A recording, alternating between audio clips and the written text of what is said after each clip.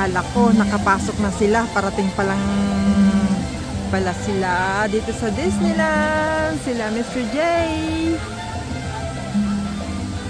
Hindi, uuwi na ako. At least, nag-miss si Mr. J. Nasa train pa lang sila. There. Dito sa pilahan. There. There. Hong Kong Disneyland. There. Tiyak mag-picture-picture pa sila sa entrance. Sa entrance ng Disneyland, of course.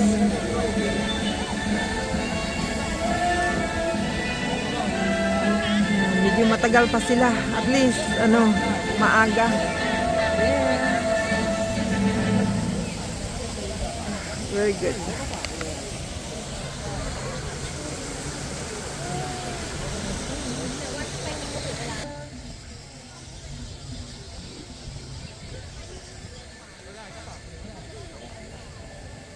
Doon sila, doon sila parating.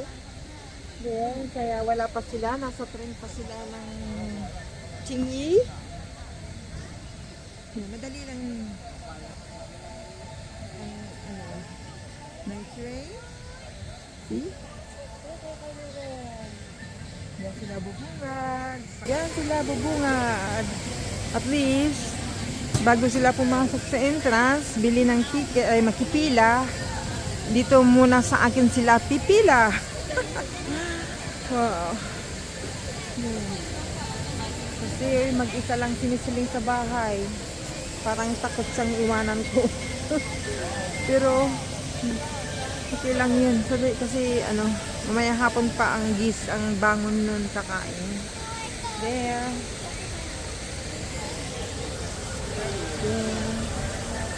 So nice. Pag may kasama ka, may baon ka, pwede kang kumain dun, Pwede kayong mag-picnic. Yeah, wag lang magkalat. Yeah.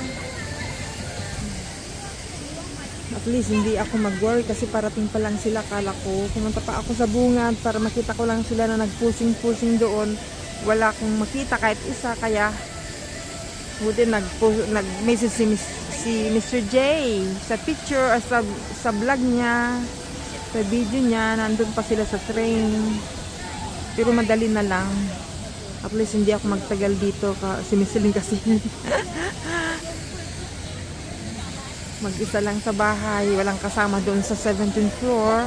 Ayan, paubos na yung tao. Nakapasok na lahat sila, Kanina, ang dami. Since this morning, ang daming tao. Ang daming Pilipino na nag-tour para lang makita ang Disneyland. There, the Magical Kingdom. There, wala pa sila.